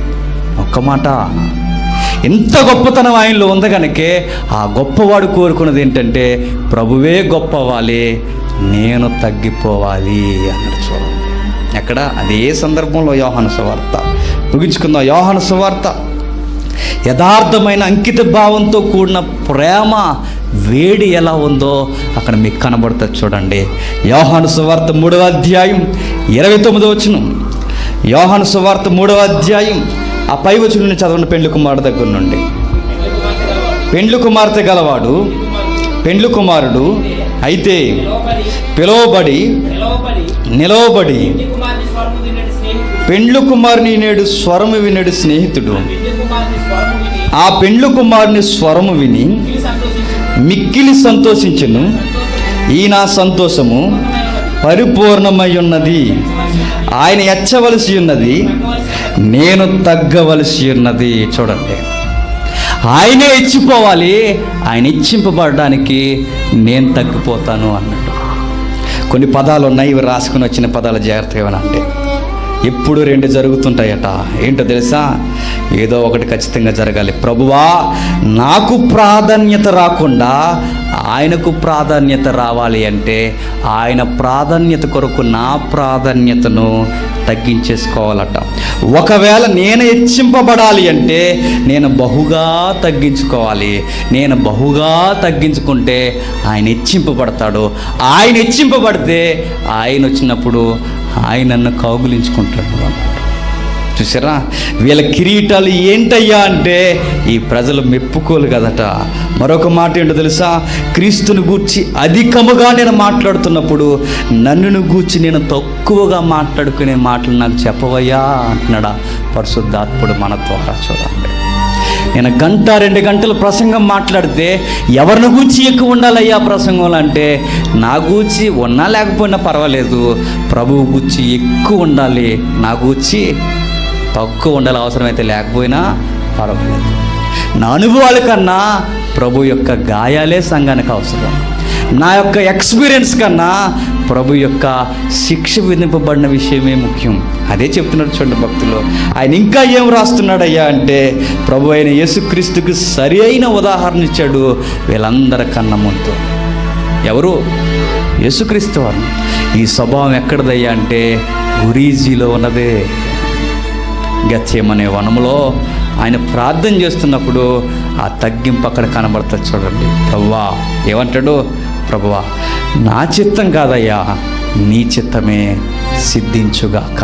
చూసారా ఒకరిని ఒకరు ఎలా గొప్ప చేసుకుంటున్నారు. పౌలు గారు కూడా సంఘానికి నేర్పింది అదే. ఇదిగో మీరు ఒకరికి ఒక్కడు లోబడండి. ప్రభువుకు లోబడటమే కదట, మరి ఎవరికి లోబడాలి? ఒకడికొకడు అంటే సహోదరులకి సహోదరులు కొంచెం డౌన్ అవ్వాలట. మనం అవుతామా?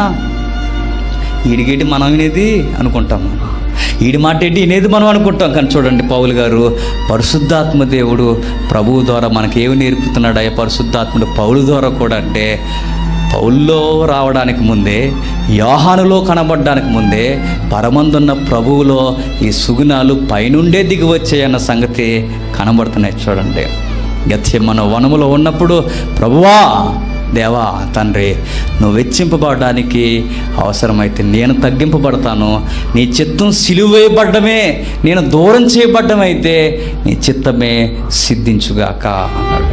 ఆ స్వభావం మరల ఎవరిలో ఉంది? యోహానులో ఉంది. యేసుక్రీస్తు వారు వెళ్ళిపోతూ చివరిలో వీడుకోలు మాటలు చెప్తుంటాడు ఆయన. ఆ మాటలు ఎట్లాంటివో తెలుసా? ఇక ఇదే చివరి మాటలు అని. అదే యోహాను సువార్త 17వ అధ్యాయం. ఆ 17వ అధ్యాయంలో చివరి మాటలు ఆయన మాట్లాడుతున్నప్పుడు ఎలాంటి మాట వదిలి వెళ్ళిపోయాడో చూడండి శిష్యుల మధ్య. 15వ అధ్యాయం యోహాను సువార్త 15వ అధ్యాయం 11వ వచనం. నీయందు నా సంతోషం ఉండవలననియు నీ సంతోషం పరిపూర్ణము కావాలననియు ఈ సంగతులు మీతో చెప్పుచున్నాను. నా యందు మీ సంతోషం ఉండాలి. ఈ సంతోషము లేదా తండ్రి సంతోషం మీ యందు పరిపూర్ణం అవ్వాలి. ఏమిటయ్యా సంతోషం అంటే ఆ సంతోషం ఒకే ఒక్కటి, ప్రభువు మాత్రమే మహిమ పొందాలి, మనమందరం పక్కకు జరగాలి. మరొక విషయం అంటాడు, ఏంటో తెలుసా? ఇదిగో నిజమైన దేవుణ్ణి మహిమపరిచేవాడు ఎట్లా ఉంటాడయ్యా అంటే చివరికి తన గూర్చి తాను కూడా తక్కువ ఆలోచించుకుని ఎవరి కొరకు ఎక్కువ ఆలోచిస్తాడట? ప్రభు కొరకు. ఇక్కడ దొరికేస్తాం మనం అందరం. నిజమైన దేవుని ఘనతనిచ్చేవాడు ఎట్లా ఉంటాడయ్యా అంటే చివరికి తన ఫ్యామిలీ కొరకు, తన గూర్చి, నెక్స్ట్ తన ఫ్యూచర్ గూర్చి కూడా తక్కువ ఆలోచించుకుంటాడట. మరి ఎవరిని గూర్చి ఎక్కువ ఆలోచిస్తాడయ్యా నిజమైన పరిచారకుడు అంటే? ప్రభు చిత్తం ఎలా చేయాలా అని ఆలోచిస్తుంటాడట. ఇదే ఆయన్ని మహిమపరచడం అంటే. అలా ఆలోచించుకున్నారు కనుకే యోహాను గారు అందరిలా నేను బతకూడదు అనుకున్నాడు. అలా ఆలోచించుకున్నాడు కనుకే పౌలు గారు అందరిలా ఉండలేకపోయాడు. ఏం చేశారు తెలుసా? భార్యలను ఎలా మెప్పించాలో అని ఆలోచించకండి, నీ భార్యకి ఎలా సర్ప్రైజింగ్ ఇవ్వాలో ఆలోచించకండి, ప్రభువుని ఎలా మెప్పించాలో ఆలోచించండి. ఆ మాటలు ఏమి నేర్పిస్తున్నాయి అంటే ఒకే ఒక్క మాట. ఆ మాట ఏమి నేర్పిస్తుంది తెలుసా? ప్రభువుని గణపరిచేవాడు తన గూర్చి తక్కువ ఆలోచించుకుంటాడు, ప్రభువు గూర్చి ఎక్కువ ఆలోచిస్తాడు. ఈ వారం మీరు నేర్చుకున్నది ప్రభు ఎచ్చవలసి ఉన్నది, మనం తగ్గవలసి ఉన్నది. అది ప్రసంగంలో, జీవితంలో, అడుగుల్లో, గౌరవంలో, అన్నిటిలో మనం తగ్గిపోవాలి, ప్రభు హెచ్చింపబడాలి. ఇది గొప్ప మనిషి. మొదటి భాగంలో ఎలాంటి గొరుకైన స్వభావం ఉందో మొదటి భాగం చూసాం. రెండో భాగంలో ఆ గంభీరమైన మనసులో సున్నితమైన మనసు ఉందన్న సంగతి చూస్తాం. ఆ కఠినుడైన మనసులో ఏముందయ్యా అంటే బంగారం లాంటి ఆలోచనలు ఉన్నాయని చూస్తాం. ఈ దురుసైన దూకుడు స్వభావం కలిగిన మనసులో ఏముందయ్యా అంటే ఎలాంటి మనసు తెలుసా? చివరికి తనను తానే తెగించుకునేలా, వద్దనుకునేలా, ఏమాత్రం తునప్రాయంగా ఎంచుకోవడానికి వెనకడుని అడుగు వేయని వాడిగా యోహాను నిలబడిపోయాడు. చివరికి ఏం చేశాడయ్యా అంటే యేసుక్రీస్తు వరకు ఎలా పబ్లిసిటీ వచ్చేసరికి ఈయనేమయ్యాడు తెలుసా? అలా చెరసాలకి వెళ్ళిపోయాడు. నన్ను ఎప్పుడు ప్రారంభంలో బైబిల్ చదువుతున్నప్పుడు ఒక మాట బాధ పెట్టింది. యోహాను తల నరికేశారనగానే ప్రభు ఏం చేస్తాడు తెలుసా? అరణ్యానికి పోయి మౌనంగా ఉంటాడట. ఎందుకు ఆయన అంత మౌనం అయిపోయాడు? అరే ఇలాంటి గొప్ప వ్యక్తి వెళ్ళిపోయాడే అని. చూసారా? యోహాను గారిని చంపేశారు, ఆయన శిష్యులు వచ్చి ఆయన దేహాన్ని ఎత్తుకెళ్ళిపోయారు అనగానే ప్రభు అరణ్యానికి వెళ్ళిపోయాడు అని ఉంటుంది. ఎందుకు? నా దూతగా వచ్చిన ఈ వ్యక్తి వెళ్ళిపోయాడా అని. ఆయనే మౌనం పాటించాడట. అంత గొప్పగా బతికాడు. స్త్రీలు కనిన వారిలో ఎప్పటికీ ఈయనకన్నా గొప్పవారు పుట్టరేమో, పుట్టరు కూడా.